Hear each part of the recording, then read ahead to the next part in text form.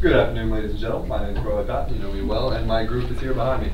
We will be doing a presentation that analyzes the story of Hamlet through the lens of Charles Guignon's On Being Authentic.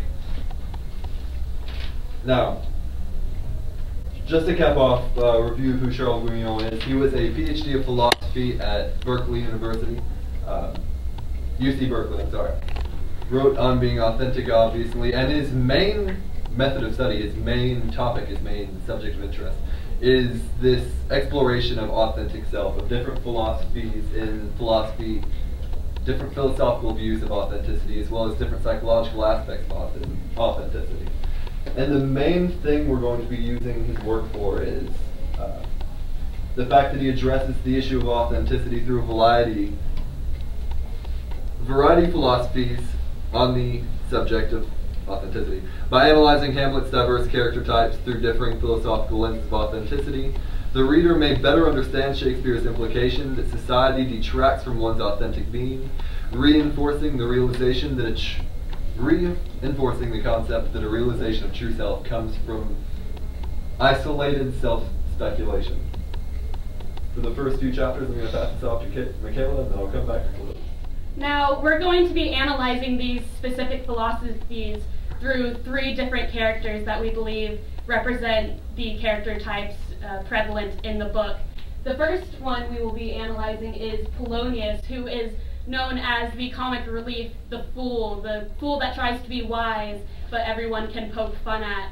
And he's also the fatherly figure, but in his role as a parent, he is manipulative and overprotective.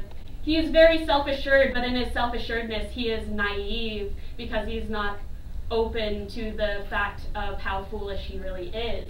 The second character is Hamlet, who is the protagonist, and as protagonist, he has a special role because we can see him when he is isolated and also when he is with other people, so we see his true self and his social interaction with other people. And he is also the role of the prince and nobleman, so he has this role that he is expected to be very calm and collected with his thoughts.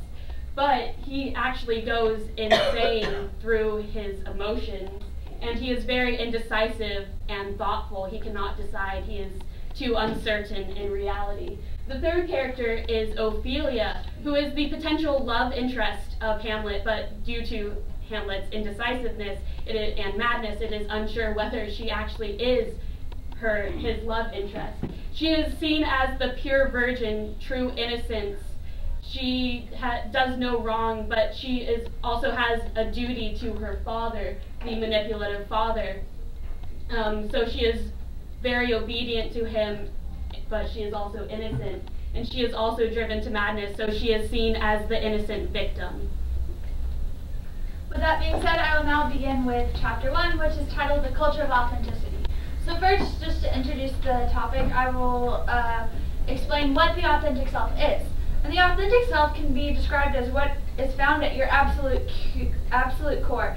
It's what makes you happy and emerges on its own. It's your true self is another way of looking at your authentic self. So you have the idea of true self versus false self. So the true self, as I said, is your authentic self. It's the one that you truly are, whereas your false self is the identity that you put on in society when you're among others.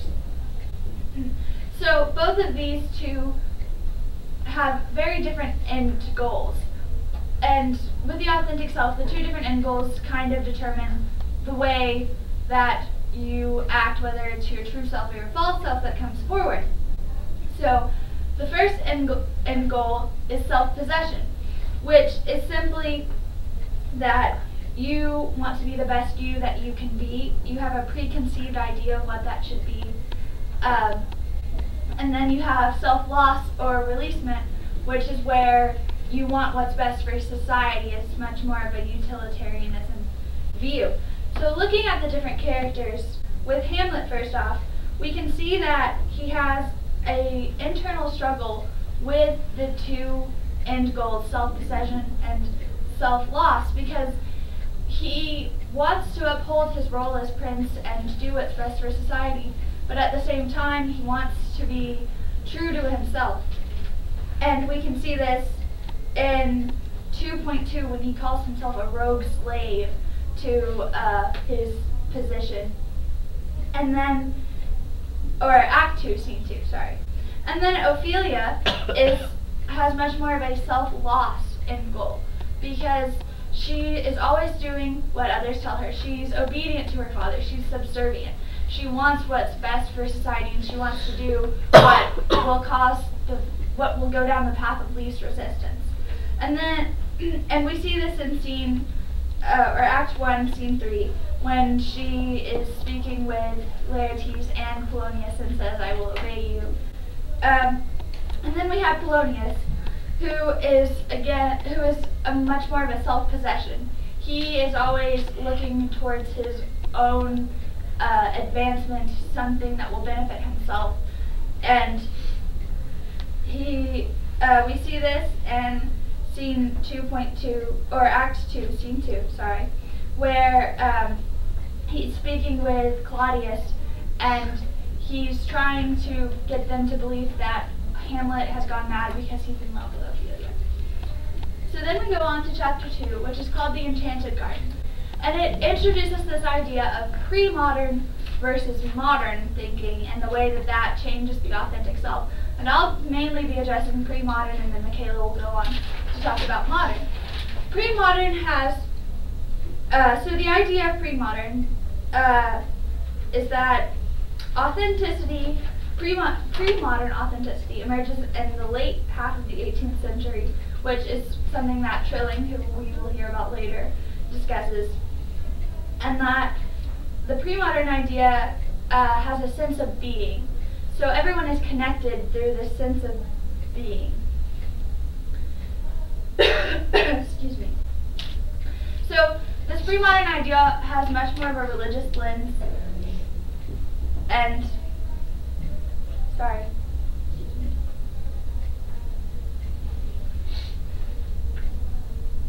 and has the idea that creation is for the sake of the whole. Pre-modern views are much more about society as a whole rather than the individual person. And within the pre-modern views, the extended self exists, which means that you belong to more. So it's again reiterating that idea that society is more important. This section also addresses the idea of feelings, that they are not given to you, but they are raw materials that you must deal with and try to work with. So now there's also the conception of time through this religious lens. You have the cyclical time, which is measured by major events, religious festivals, things of that nature, and then you have the much more linear time, which you see in biblical times. So now looking at each of the characters again, Hamlet is not pre-modern. He does not go with this lens. He doesn't really view the whole. And in Act 1, Scene 2, he questions society. He's not, he doesn't want to go with the flow of things. And then on the idea of emotion, in Act 3, Scene 1, with his to be or not to be speech, you see him dealing with emotions. Back to that idea that emotions are things for you to deal with. They're raw, and you have to sift through them and determine what's going on, and you really see that through his soliloquy there. Going on to Ophelia, in Act 1, Scene 3, we see again that same scene that I mentioned earlier, that she's subservient. She's much more of a pre-modern. She goes with society. She sees herself as a part of a larger scheme of things. And as far as emotions, in Act 1, Scene 2, we see Hamlet say, "Frailty is woman." She isn't able to deal with her emotions. She's frail. And we see that later on with her, specifically when her father is killed and it's Hamlet who kills him and she goes insane. And then lastly, there's Polonius, who cares about honor above all else, as you see him in Act 1, Scene 3, talking with Ophelia about the family's honor and preserving it. So he also agrees with these pre-modern views. Now I will be covering the modern worldview, and that really has three core elements, which consist of the Lutheran Reformation of Christianity, the heading towards modern science, and the idea that society is innately man-made.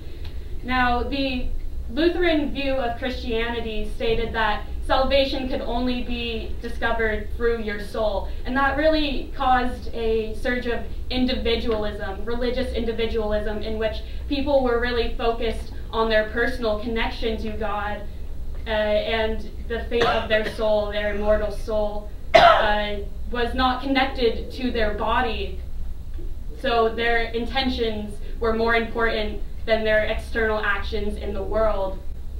And then there was the movement towards modern science, and modern science created this ideal that the universe was only a homogeneous aggregate of material things that had causal interactions. And because of this view of the world, there was no longer a divine plan. People didn't need to look to God to figure out what the world meant. The world was disenchanted, no longer spiritual. And it also talked about human subjectivity, that the only way we know the world is through our own personal perception, and therefore we cannot see the world from a godly point of view because we can never have that objective of a perception of reality. The modern science view also states that the world has a rational plan. It assumes that there is an innately right way, but because that can't be objectively defined, it is something that is right subjectively. We can remove ourselves from a situation and assess the certain elements of that situation, and from that deduce our personal perception of what is the right way to go about things. And then there is society, the concept that society is innately man-made, and that says that instead of society being natural, being spiritual, it is something that is a construct of human interaction. And that's where it really becomes important, this idea of sincerity. Authenticity is defined as being true to yourself, but within a society you need to have sincerity, which is authenticity to other people, to have a fully functioning society of human interaction.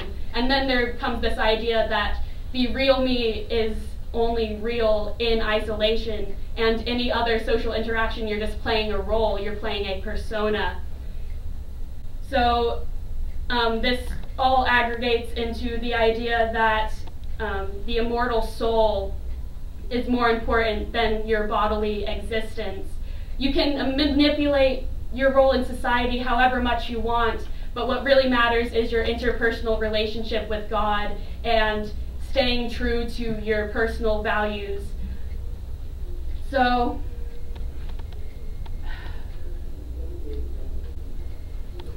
as this modern view of reality applies to these three characters, Polonius is very inconsistent. Although he talks about his certain values, he advises people to be true to thine own self, and thou canst then not be false to any man. He believes dearly in sincerity, and yet he himself cannot follow through with his authentic belief in reality, because he says to not be false to other man, and then continues to try to create rumors about Laertes to attempt to manipulate and learn information about him.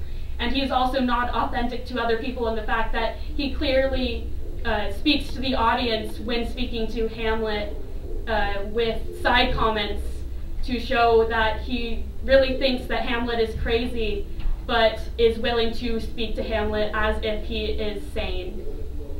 So he is not consistent with the modern view because he cannot authentically apply the values he believes in his actions. Now, Hamlet believes in the ultimate right choice, but he is unable to rationalize a sure right way. So he can't be completely modern because he cannot objectively find a right path. But one way that he really does apply to the modern view is that he is completely different in his isolated self and his persona. He is more concerned with the survival of his immortal soul. He says specifically in Act 1, Scene 4, I do not set my life in a pin's face. What he values more is his immortal soul. And so he really cares about his connection, his interpersonal connection with God. And then lastly, Ophelia cannot be modern because she cannot rationalize for herself. She is never making any of her own decisions based on her own values. She is always doing something as a duty to someone else. She is always following her father's orders. And even when she goes mad, she is not rationally analyzing her situations. She is simply feeling her way through reality. And that brings me to the Romantic view of philosophy of authenticity. And this Romantic view states that the modern view of authenticity lacks the meaning and purpose of life, and that there is an innate limit to all the things that reason can tell us. We need something more than reason to reach what is truly important to us. We need feeling in order to understand, because a modern view creates this conflict between emotion and reason. So there are three elements to Romanticism as well, and this first one is the idea of primal unity and wholeness, that our truest selves can be seen in our childlike actions, in our childhood. When we are children, we do not have inhibitions towards what we are doing. We just act purely as we believe we should act. But as we grow older, we start to have inhibitions. We start to have societal expectations of how we should act. So there's also the idea that the noble savage, that savagery, it's almost like Mersal, that before society we are our true selves. And so that's the idea that the primal truth lies in before rationalization, before reflection. And so reason undermines the truth in nature, and that it also implies that there are natural impulses such as there are two principles: the principle that we are innately beings who attempt to preserve ourselves, and also beings that do not enjoy the suffering of others.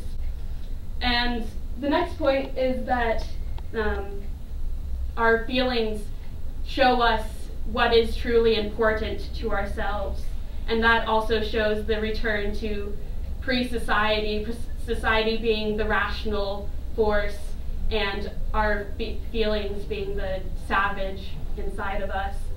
And then it also says that the self is high and all-encompassing, because if nature is really what's important to authenticity, it's really us projecting our own experience of nature, our own layer of interpretation onto reality. That is our understanding of the world. It is not just nature that creates our values, it is our interpretation of nature. And so, applying this idea of Romanticism, of authenticity being your first gut reaction, your first feelings and emotions, we can see that Polonius follows through with his opinions despite opposition from others, such as jabs from Hamlet, when he calls him a fishmonger and a fool. And when Hamlet plays with his ego, he still is wholeheartedly self-assured and believing in his own opinions. But he also projects his personal interpretation of reality onto others. He is incredibly impulsive, because as soon as he sees Hamlet intimidating Gertrude, he screams out without thinking of the repercussions for himself. So he acts completely on impulse, so in that he is authentic. As for Hamlet, Hamlet has this innate desire to avenge his father, yet he cannot authentically act on this desire to revenge his father. he takes time to rationalize, to think about it, to wonder what would be the best way to go about things, whether he's really right in his initial thoughts, and therefore he cannot be a romantically authentic because he takes too much time to think and have forethought. And then Ophelia, who is the embodiment of an innocent, childlike virgin, but she cannot be authentic in the fact that her actions are always guided by others, her duty to others. And when we really see her true authentic self is when she goes mad, when all of her guides are gone, when her father is dead, when Hamlet is not with her. She no longer can have a guide to rationalize her feelings for her, and in that sense she is lost. She loses herself in her feelings and is completely authentic in that moment. And now I hand my... And I would kind of be dealing with some of the ways that society views authenticity, and also some of the effects that Guignon says authenticity has on a person. First is how society views authenticity is usually these binary opposites. Humans tend to create binary opposites to classify a certain subject. For example, there's the natural versus the superficial, which kind of Julia was talking about with the real self versus this, I guess, this outer self. And the real self being all your true emotions and the way that you would act if like no one was watching, while the outer self is very contextually influenced by those around you and the things that the society expects you to be doing. However, this outer self that people commonly see when you're interacting with others is limited in that there's the limits of not being able to show like true emotions or have a true insight to something that you might be your actual opinion, your authentic opinion, rather than having it be very influenced by what others say your opinion should be. This also kind of leads to what Guignon refers to as the arche, and this is what he calls a very childlike state, the human mind in its purest form, where all the action is these very primal desires, these primal emotions. But what he talks about with being at this end of the spectrum is almost like the limits of being all of your true self all the time. And he goes around talking about why we have this outer self and why we have this outer self influenced by society. And he says that the reasons for it is that he makes an allusion to the heart of darkness and how the influence on Kurtz is going to drive him to madness, and how in a similar way this is going to influence like Hamlet. How Hamlet is going to go from his true identity to something artificial that will show everyone this madness that he has. But it's all influenced by that pure desire, that pure like wrath that he has to have revenge for his father. And this pure wrath and these pure emotions, when they're played out to their fullest extent, lead to a very kind of savage and savage like mindset, where everything you do is based on that will that you have, that prior will that's all emotional rather than having that contextual influence as well. And that's going to lead to Hamlet killing Polonius just on the basis of that wrath without thinking, and also leading to like Ophelia's drowning herself on that emotion, unlike that emotional confusion between her like desire for Hamlet and the death of Polonius. Sorry. Also, one of the things I kind of wanted to mention is back to the natural and the superficial, is how some of the characters are talked about in the novel. We're going to see Polonius is a very natural character. He's going to do what he wants and what his desires are, regardless of what the contextual influence is on him. While we see Ophelia being very controlled by Polonius until that switch from being controlled by Polonius to no longer having his influence on her and driving herself crazy. And then what's kind of interesting is that mix of both the natural and the superficial personalities from Hamlet to create, I guess, like a difference into like whether he's truly authentic or not. also there's the idea of a sovereign self. What Guignon says is that in like the pre-modern era of thinking, we had a very sovereign self ruled over by our own will. But in today's like modern view of authenticity, you can still be authentic with this, with the outer influence and the outer self.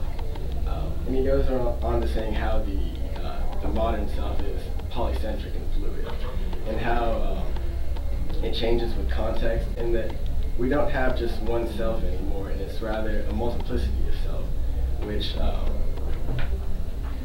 is like having all these different personal selves that are all true and they're all very authentic, but they differ with context, and you'll show different parts of these multiplicities of self. Sometimes in a certain situation, one of the selves will show more than the other, but the other selves are still present there and having influence. And then finally, there's this, he also talks about the dangers of having a self that is, there's like too much of, it's too spread out. There's too many different like facets of yourself. And this is where it would tie into almost like where Hamlet is.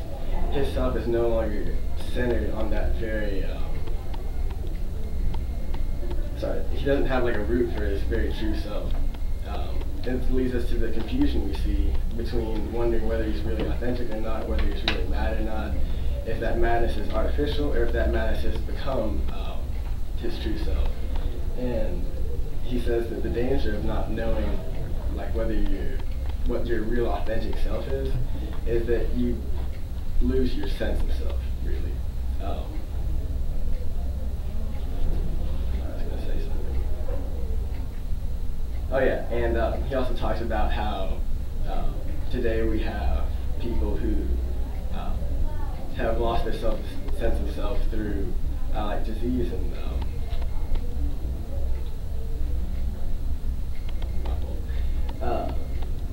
and the way that they think about themselves, and that just leads to a lot of confusion about how they're supposed to act and how authentic they really are. And now I'm going to talk about just a few quotes in Hamlet, some of the biggest examples where these things happen. For Polonius, it would be his utter devotion to this true self in regardless of having the outside influence.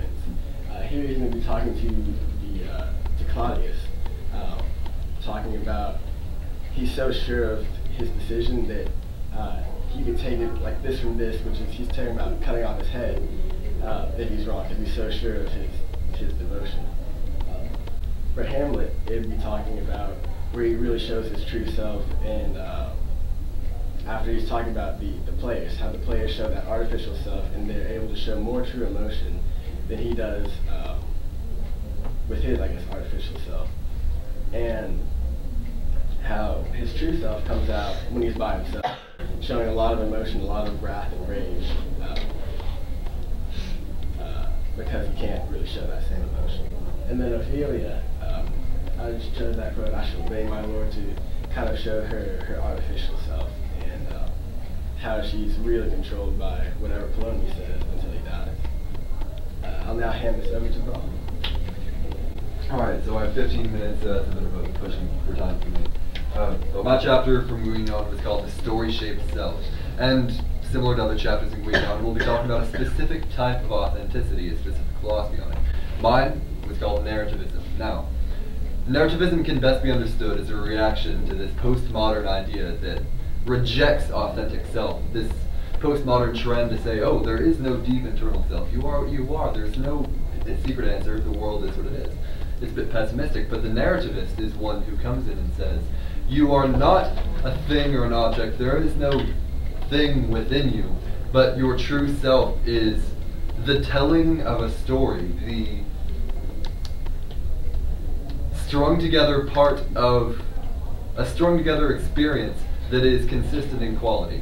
It's very similar to the idea of the extended metaphor of a play. It's storied in nature. Now, narrativism links very closely with the Nietzschean idea of becoming the man that you are. The idea that It is one's responsibility to craft himself. The narrativist believes not a deep internal truth, but in the creation of a consistent character through which you represent yourself to the world. Now, certain ideals within narrativism are this consistency, are this groundedness in consistent values.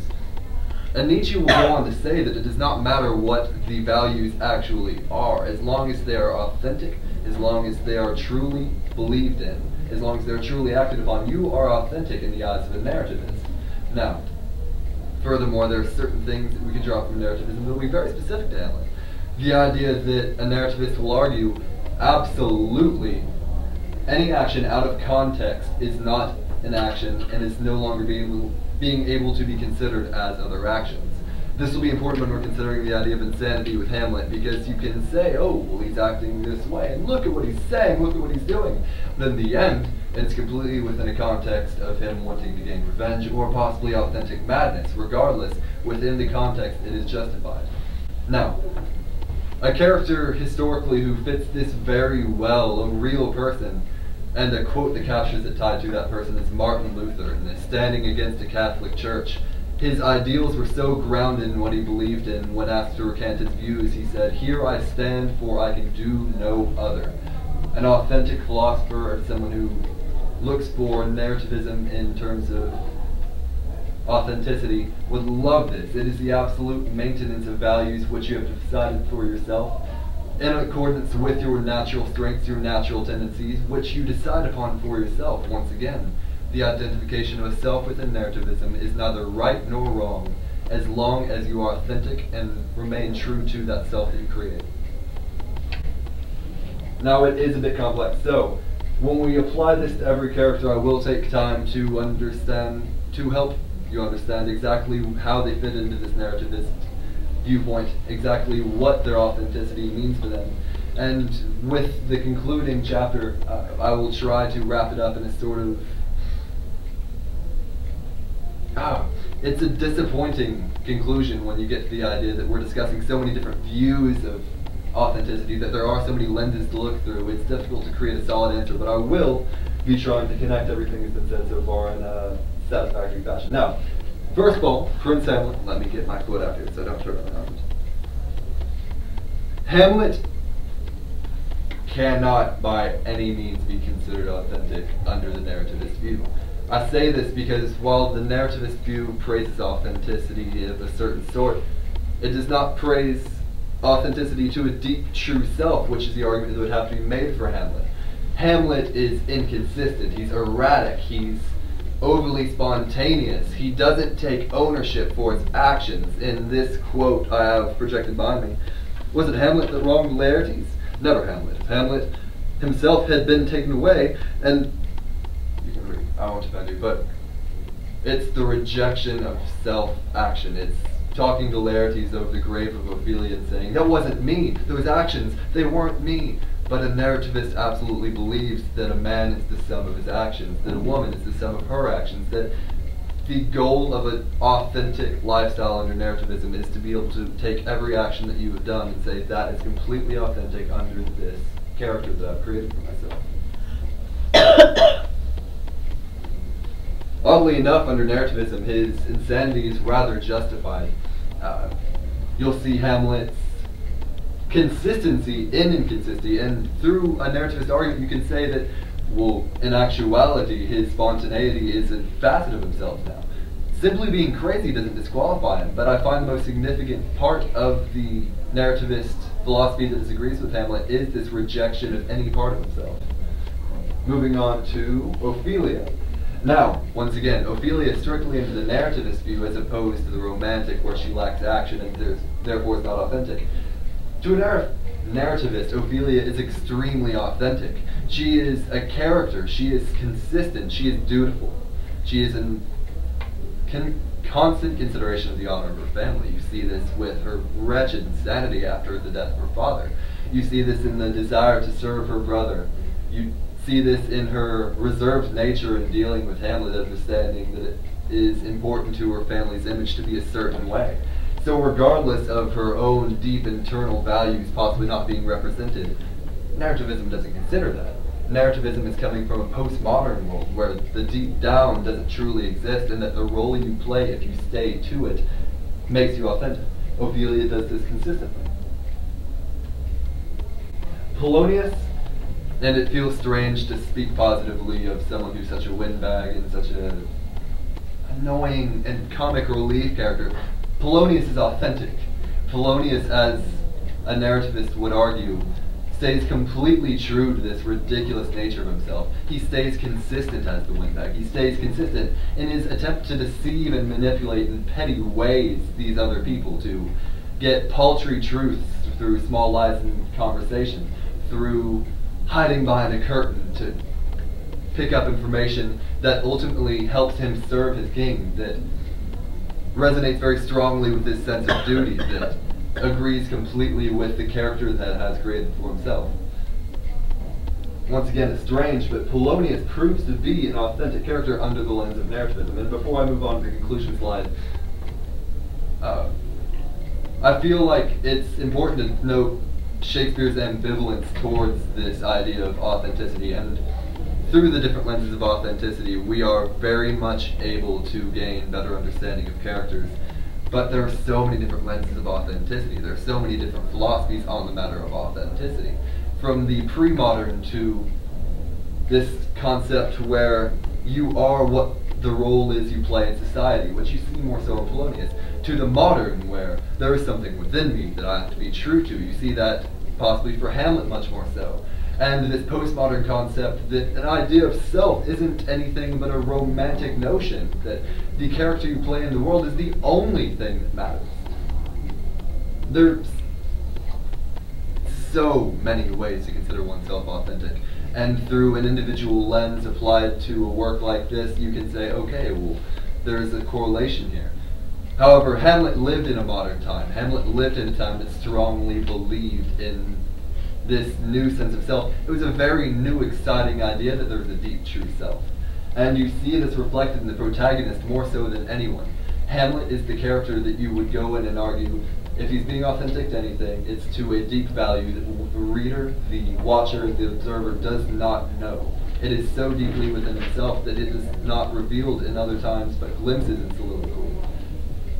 It's an interesting fashion. Now, in conclusion, Guignon concludes with the fact that there are so many different lenses of authenticity that it's almost a moot point on how you go about interpreting this. Guignon attempts to conclude with a thought experiment from Heidelberg, a final view of authenticity, if you will, where it is most important for one to remain authentically engaged with their surroundings. In this last chapter, it's negative evidence for Hamlet, because in Hamlet's actions we see a great deal of inaction. We see a great deal of self-speculation. We see a great deal of almost crippling self-doubt scenes. To a narrativist, this is not true. And to Guignon's concluding chapter, which the philosophy had no name, it seems to be a random point that he's thrown at the end to end upon unsatisfactory, in my personal opinion. That Hamlet absolutely is too speculative in trying to seek for a deep internal self to fit the narrativist claim. It seems congruent that Shakespeare should live in a time where there is a deep internal self, and that this should be almost a null point. However, the concrete lesson we can gain from this is, while authenticity is an excellent way to analyze a character, to analyze a story, the book on being authentic by Charles Guignon covers a variety of philosophies. The variety of philosophies cannot be applied in anything other than the shotgun effect that we have. And that there are quite a few lessons to be gained from each individual application. There is no consistent quality that runs all the way through Hamlet that we can truly gain from the book.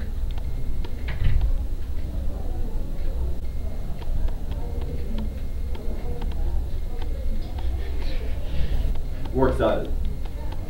Question. So through each of the different lenses that you talked about, how would you consider Claudius? And this is a question for all of you, because you all had different ways of considering authenticity. Claudius was... yeah, I found him to be quite authentic. I found him to actually be violating the sort of narrativism that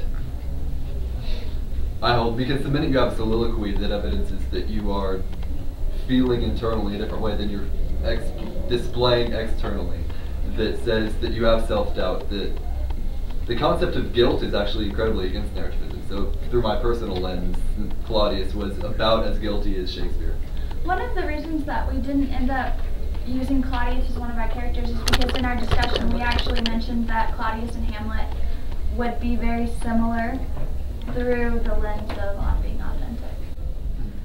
Well, so there's a really interesting point there from the text. If you remember in Act 1, when they're both describing their feelings of what they feel about the death of the king, right? And Claudius is like, oh yeah, I felt kind of bad for a little bit, but I'm over it, and you should be over it too. Put on your big boy panties and let's move on. And Hamlet's like, oh, I feel bad, and I still feel bad. I'm going to feel bad. And both of them are being absolutely honest in what they're saying. They're both being completely authentic. And I think that supports what you guys are claiming here, that they're both leading authentic lives. And so the decision is not based on their authenticity, but rather which one is the better authentic life to live, if indeed one can decide such a thing. Now, in that sequence that you just described, Claudius and Hamlet, there's a difference in which one is being necessarily sincere, right? Oh, I don't think so. At that moment, they're both being sincere, aren't they? Claudius honestly wants to move to the next topic, and Hamlet honestly wants to mourn. No, but the part of when she mentioned that he says he feels bad. I mean, Well, does Claudius feel bad that he killed the king? I don't know. He said, I understand. He doesn't say he feels bad. He says, I understand your mourning, I think is what he says. I don't think he actually does. I misspoke. I don't think he actually says, I feel bad. And in fact, in the second to last scene of Act 1, that's the scene where he's carousing. Remember that? He's drinking like crazy, and Hamlet says, oh yeah, he's down there taking shots, and every time he takes a shot, we hear the trumpets blare and we hear the drum beat. And so he's being open with the whole court about it. He's not being deceitful one bit about how he feels. He's embracing it. Absolutely. And to reiterate on the last question, I felt like there was a point worth saying that Nietzsche, in my point of view, goes on to outline that authenticity, while admirable, has very little to do with an ultimate sense of good or bad. Mm-hmm. So authenticity being less so a guide on how one should live their lives as much as a rule set to be chosen. Right. So it's not about morality or ethics. It's about reality, and that's the difference.